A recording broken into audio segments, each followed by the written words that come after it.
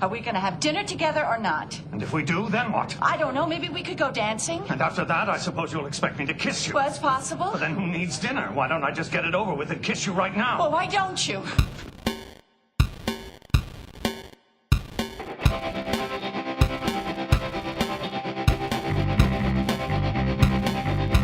Come to the Geek Tank.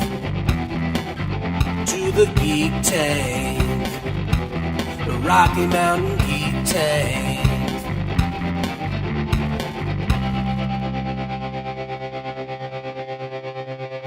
Hi, I'm here with Nana Visitor, who you might remember as playing as Major Kira from Deep Space Nine, and I'm with Rocky Mountain Geek Tank, and we've been doing a series on strong women in science fiction. And so what I'd like to ask is, from your time playing a very strong female character, because the great thing about Kira is she was very strong. She played a major part in the story arc that went with Deep Space Nine, and I think it broke a lot of grounds that we hadn't seen done before.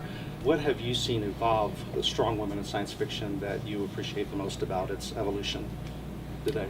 I think you said it. It's an evolution, and it's great. When I think of when we did Deep Space Nine 20 years ago, and how unbelievable it was for me to be in charge and, having moods or, and doing what I did, and the reaction to it, which was sometimes a little bit that people were off-put by my character, to today where young girls, that they're just used to that. It's no big deal.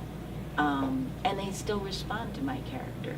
It's great that it's on Netflix, because young women and young men, to have a 15-year-old boy come and say, I loved your character, I just saw the show, is great, because I go, look how far we've come. He has no issues. Mm-hmm. That's the thing I'm finding great too, is I've got a 10-year-old son, and I get to show him this and say, this is how it should be. Yeah. Yep. So, what areas do you see that are still lacking in how women are represented in science fiction that you'd like to see changed currently?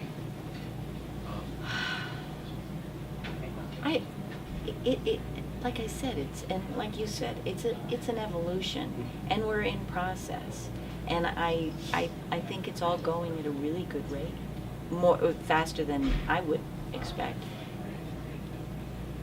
I even question the sexy costumes thing. I think that's a right too,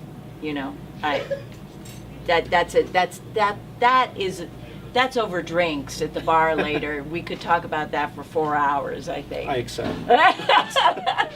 But no, I think the evolution is on track. Great.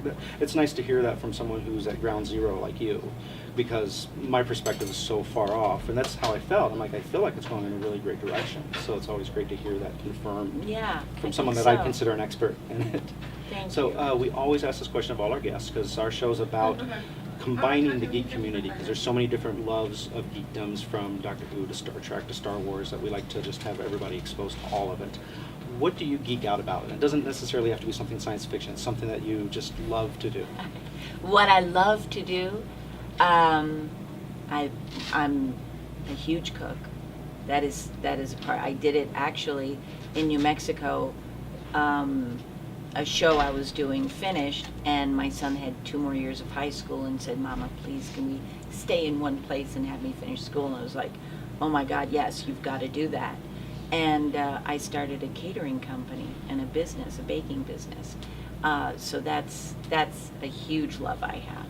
Although I have to say, there's been such a saturation of food culture that I'm kind of turned off. Now I just want to eat. I don't want to watch. I don't want to see anyone's picture of anything anymore. Although I'll admit, I will still take the occasional shot of something I've cooked. But it's like it's getting a little overdone. Just eat. Yeah.